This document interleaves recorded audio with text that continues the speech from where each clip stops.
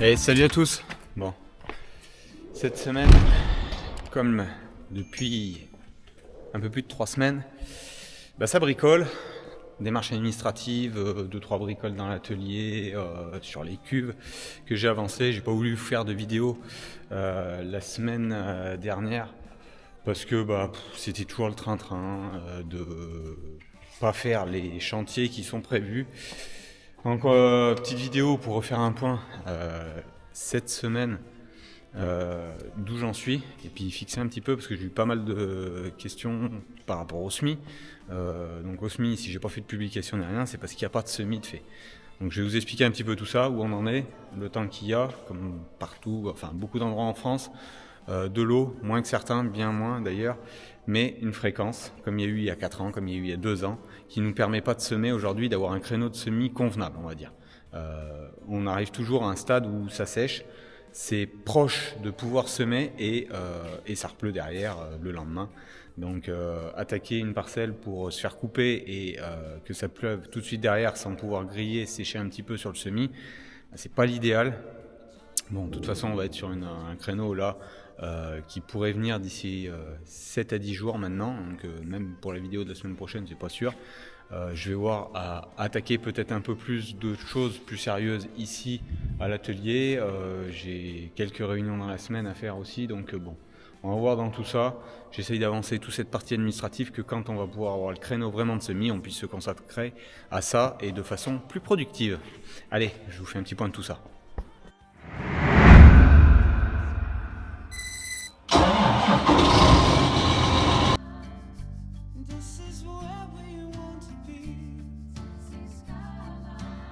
Bon, pour les semis, je considère que je puisse avoir toujours un créneau pour semer à la volée, une grande partie qui, en termes de débit de chantier, est bien meilleure. Donc, pour ça, le Calidisc, je l'ai remis à l'atelier, vous saviez, je vous avais parlé de renforts. Donc, c'est ces renforts-là que je suis allé remettre, donc avec du carré mécanique, une platine, 2 brides, pour pouvoir se retrouver avec 8 brides sur chaque train de 3,50 m du rouleau et que ça tienne mieux. Parce que le problème, c'est qu'au milieu, les bourrages se passaient toujours au milieu et il n'y avait que 2 brides de chaque côté. Donc c'est là que ça forçait le plus, alors que là, j'en avais déjà 4 avec ce renfort-là qui était déjà existant. Donc c'est pour ça que j'en ai remis 2. Donc je me suis occupé de ça, faire les coupes avec les angles et tout.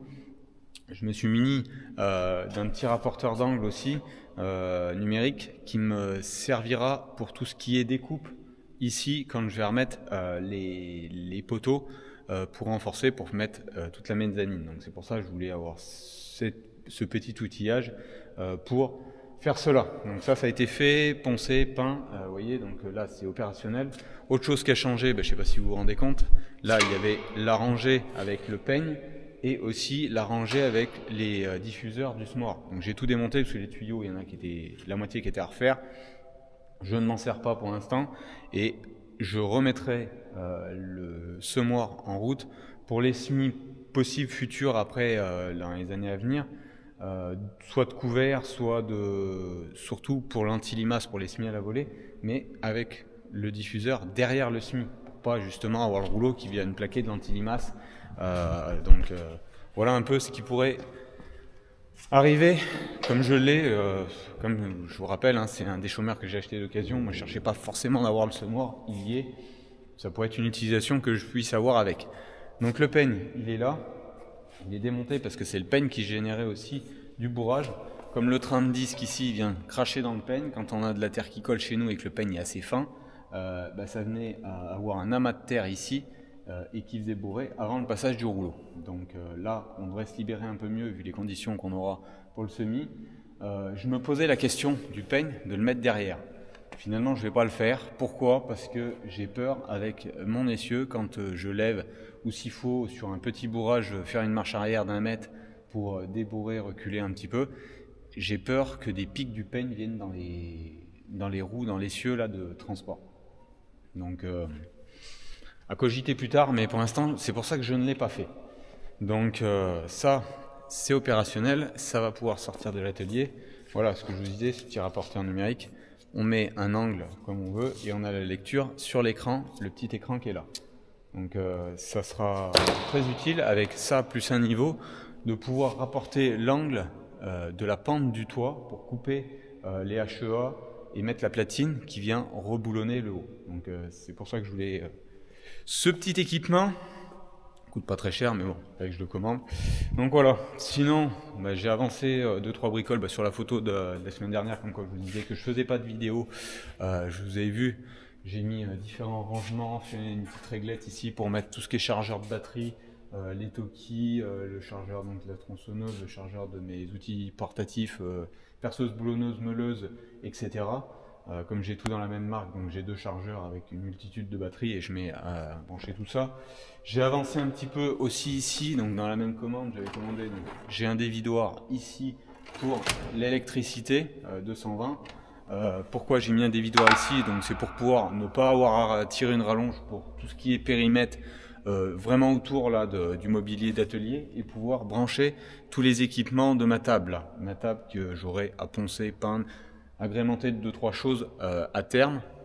Vous voyez comme je suis sur une grosse épaisseur de ferraille, je peux me servir aussi de la perceuse magnétique ici comme d'une perceuse à colonne en l'ayant sur la table. Mais je veux faire une petite adaptation sur le côté à la place de la scie là que je vais dégager parce que je m'en sers plus de celle-là.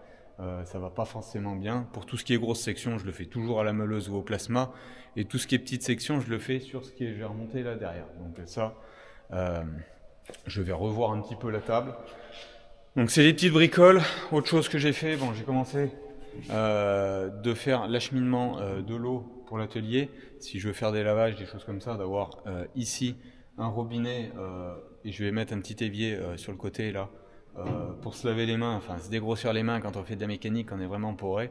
Et je remettrai de toute façon un évier là-bas dans la partie bureau à terme là pour vraiment avoir quelque chose de propre, plus clean. Donc là c'est vraiment pour dégrossir du bricolage.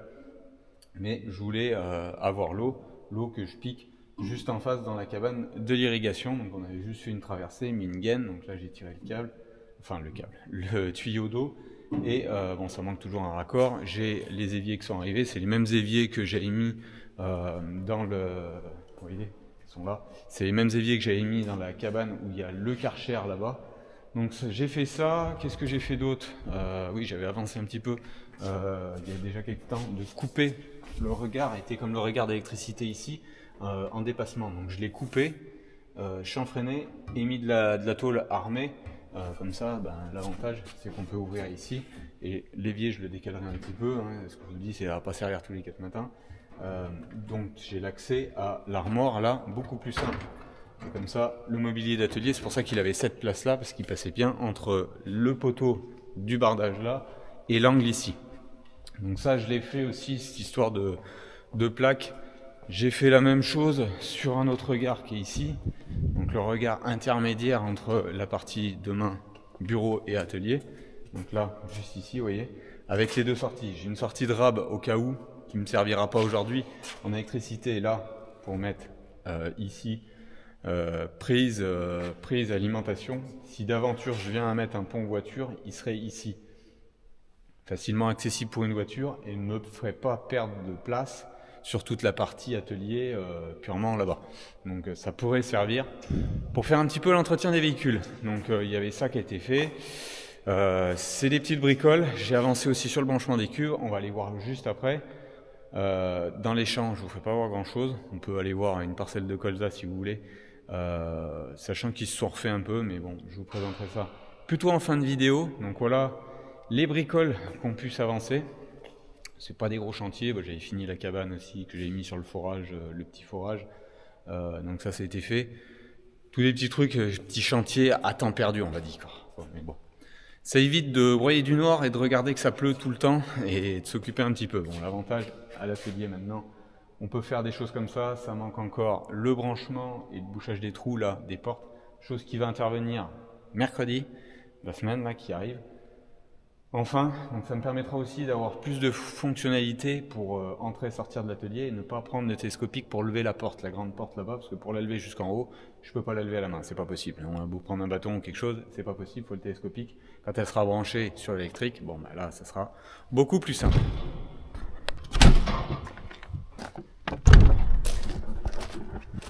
Voilà, c'est la sortie non officielle aujourd'hui, parce que ça sera la porte du bureau. La porte de l'atelier de service, ça sera celle-là. Bon, aujourd'hui, il y a l'étagère avec le frigo, etc. qui est à côté. Donc, bon, je ne l'utilise pas, mais quand le bureau sera fait, on passera là-bas. Et tant que les portes sont pas montées, la mezzanine n'est pas montée, il n'y a pas d'importance de passer de l'un à l'autre. Donc voilà. Là, tout ce qui est semi à venir. Donc moi, c'est pour ça que j'ai voulu faire les quelques bricoles que j'avais à faire sur le Calidisc, parce que je compte au moins pour la partie tournesol, et la grande majorité des tournesols à implanter, de les implanter quand même avec le Calidisc. Comme vous voyez, on est samedi après-midi. Je vais essayer de vous y montrer un petit peu. Voilà, le stade où nous on commence à essuyer, c'est ça. Quand vous voyez que la terre commence à croûter un peu, sauf que le problème là, c'est vraiment de la surface, hein. On va marcher, ça colle pas. Si je fais ça, voilà, donc là une profondeur de semis, 2-3 cm, vous voyez, la terre est ultra grasse et colle énormément. Ça fait 3 semaines que je vous dis qu'on est à ce stade là, une fois par semaine on arrive à ce stade où ça commence à sécher un peu. On est à un jour ou deux d'attaquer de semer, mais ça revient avant même d'avoir pu attaquer un hectare, ça revient à tomber. Ne serait-ce que 4, 5, 10, 15 mm, ça dépend des vagues qu'on a eues. Moi, depuis que ça pleut, là, on est à 130 mm. Je suis d'accord, c'est rien par rapport à certaines zones qui en sont à 250, voire 300, voire des fois plus. Mais nous, ça serait plus que catastrophique. Et la problématique qu'on a, c'est cette fréquence de pluie, pas forcément avec des grosses pluies, mais cette fréquence de pluie qui nous empêche d'attaquer. Donc le but, ça serait tout ce qui est place de tournesol et colza, majoritairement les faire avec le Calidisc, toujours dans cette optique. 750, pas exclu, si d'aventure ça sèche, mais vraiment plus que ça, parce que là, ça serait impensable de semer avec, ça va coller à plus en finir, on va bourrer les roues de jauge, donc ça va pas être terrible du tout. C'est beaucoup mieux de faire un semis avec une petite couverture, semis à la volée, une petite couverture avec le Calidisc. Pour tout ce qui est maïs, si ça veut passer avec le Calidisc, on fera. Si ça ne veut pas passer, j'ai la méthode 2019-2021, c'est on enlève le rouleau paquaire sur le combiné 4 mètres, puis on est parti. Donc il y a eu aussi une partie, donc là on était derrière l'atelier, petit bout de tournesol, il y en avait la grande pièce de tournesol qui était plus loin. Et là on a un petit peu de deuxième blé, là, 2 hectares et demi, et après une douzaine d'hectares juste derrière le bâtiment, plus 14, plus 12 plus haut, qui sont des places de colza qui là avaient été grattées profondément avec le Carat. Comme ce qui est juste là derrière. Là, ça peut semer au combiné. Si d'aventure ça sèche bien, ça peut se semer au Calidisc aussi. On n'est pas pris. Mais ça permet d'avoir, c'est ce que je vous avais dit au moment où je le faisais, d'en avoir une quarantaine d'hectares aujourd'hui qui est un peu assez arrangé, qu'on puisse semer soit avec le combiné, ça permet d'attaquer une journée ou une journée et demie avec le combiné dans des conditions un peu fraîches où ça passerait pas avec les disques.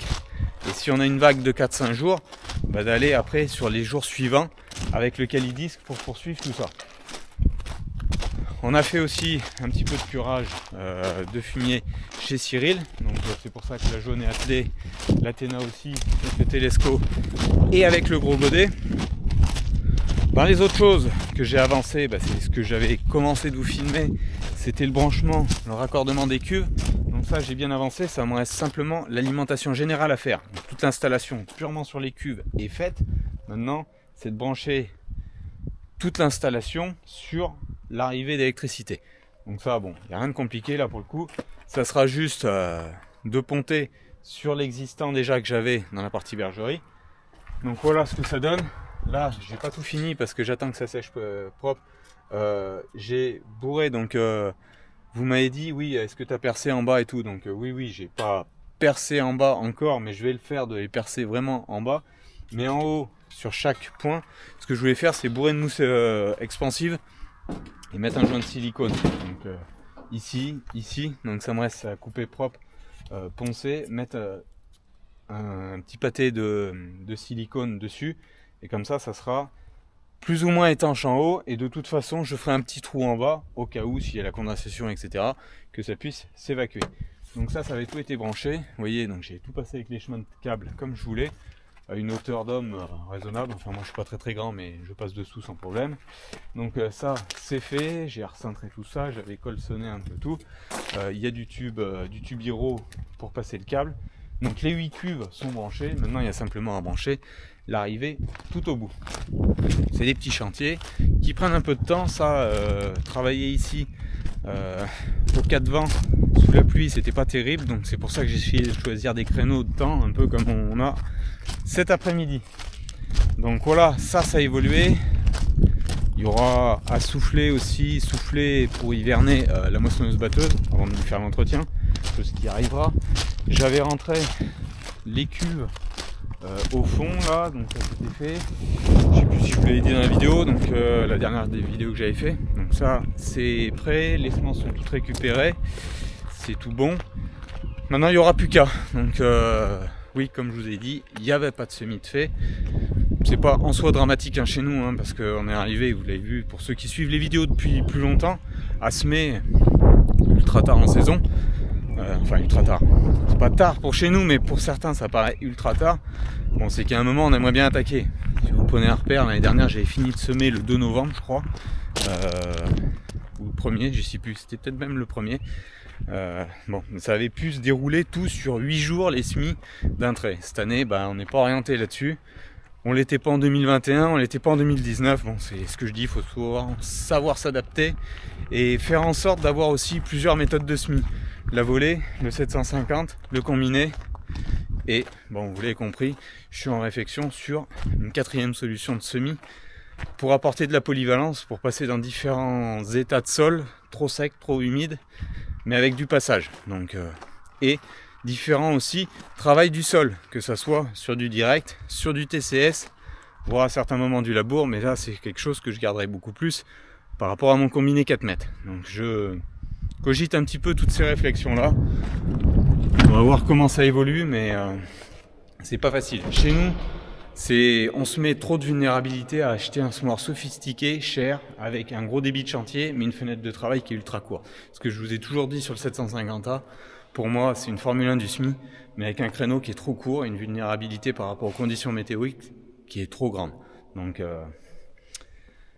l'adaptation, la climato, l'année, les terres, les précédents, le travail du sol, il y a un peu de tout. Donc, ma foi, je vais rebricoler 2-3 choses et on va aller voir les colzas, ce qu'il en reste, et voir ce que ça donne. Et puis, finira cette vidéo. Allez, c'est parti.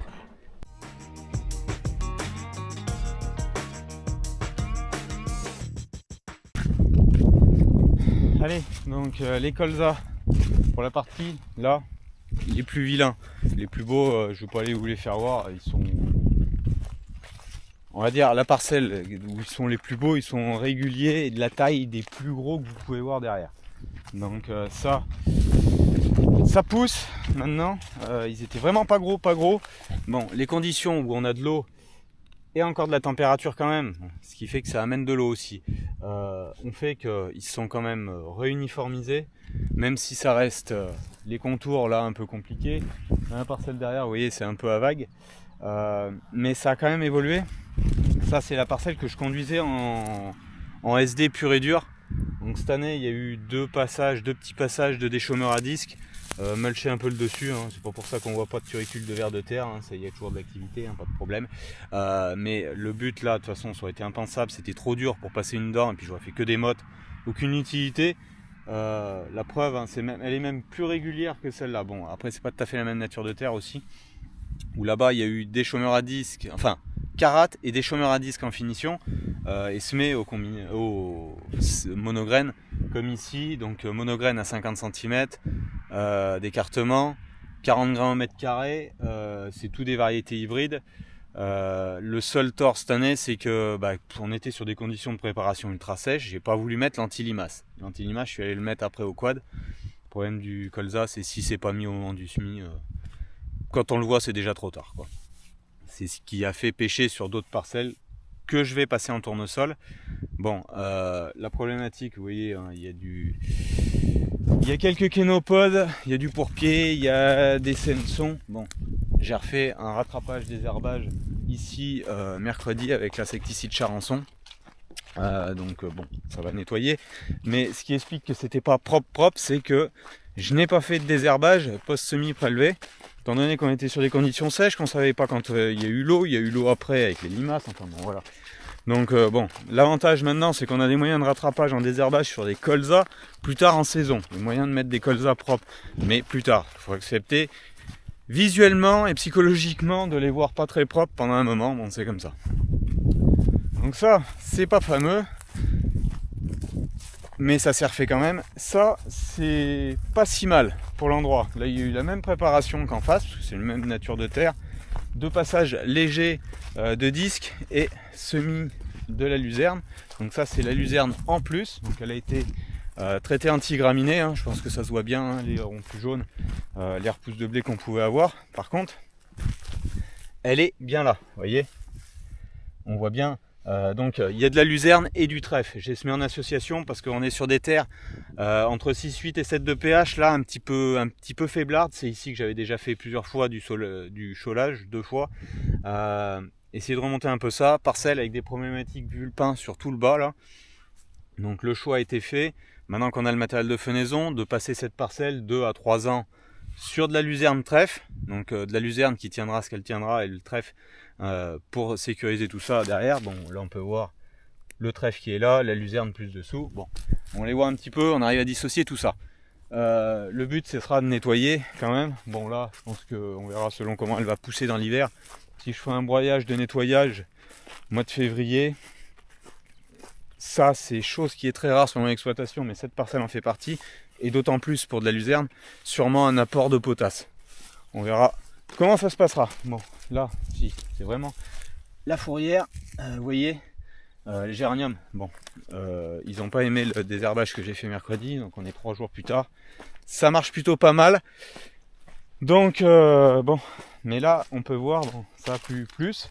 Et voilà, ce que je voulais vous montrer, même si c'est pas les mêmes précédents et pas fait pour la même chose, c'est que là, c'est une parcelle où j'ai cherché à passer un passage dedans en fissuration, finir avec les disques et semer au monograine. Mais ce que je vais vous faire voir, c'est ça. Voilà.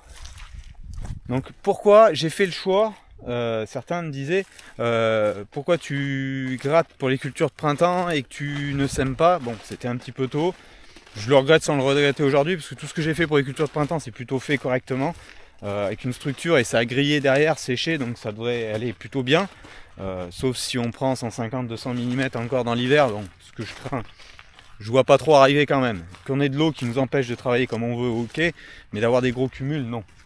Mais ce qu'il y a, c'est que la majorité de mes parcelles, ce que je vous disais précédemment, la majorité de mes parcelles qui vont en blé, elles sont telles que de la récolte. Et on a eu des conditions de récolte qui étaient bien meilleures que 2021, où on était sur un sol sec, donc on n'a pas à rappuyer, tasser le sol, matraquer le sol comme on avait pu le faire en 21 pour ramasser nos cultures d'automne, tournesol et maïs. Donc là, ça avait pu être tout désherbé, rebroyé. Maintenant il y a à semer, mais ce qu'il y a, c'est qu'on est sur un sol qui est sain et ferme. Que là, si on est sur un sol qui est trop gratté, vous voyez, c'est tout de suite très très mou. Donc bon, surtout dans ces types de terres là, mais j'ai un petit peu de blé à semer en haut de la butte là. Donc je préfère que ça soit ferme, ça se passera que d'autant mieux, et d'avoir cette polyvalence de choix. Soit si ça veut vraiment pas, le combiner sans le rouleau paquaire, soit les disques en recouverture semis à la volée, soit si on en vient sur avoir des conditions, mais ce que je doute quand même, vraiment exceptionnellement bonnes, de semer avec le 750A avec les disques. Mais je doute ça pour cette dernière, vraiment. Bon, mais voilà ce que ça donne. C'est un peu trou à vague, mais ça s'est quand même sacrément réuniformisé par rapport à ce que c'était il y a quelques temps. Donc c'est pas les plus beaux, c'est ce que je vous dis. Les plus beaux, ils ressemblent vraiment à ces lignes là, mais surtout le champ est de façon régulière. Que là c'est pas le cas. Mais faut pas faire voir toujours tout ce qui est beau, ce qui peut être aussi loupé. Le loupé entre guillemets, les zones plus claires là, c'est des dégâts de limaces. Hein. Vous voyez les veines de terre qui se dessinent un peu. Bon là il y a un passage d'andin là parce qu'on voit des repousses de céréales, mais c'est vraiment les limaces quoi. Et surtout sur le haut là, il n'y en a pas très large. Et il y a encore quelques colzas qui peuvent faire des colzas, mais il faut vraiment les assister. C'est du suivi cette année, beaucoup plus que l'année dernière. On a des colzas qui sont moins exubérants. D'un autre côté, je préfère comme ça. Parce que si d'aventure ça vient faire un hiver un peu rigoureux, des colzas qui ont eu des débuts d'élongation, bah, c'est pas terrible.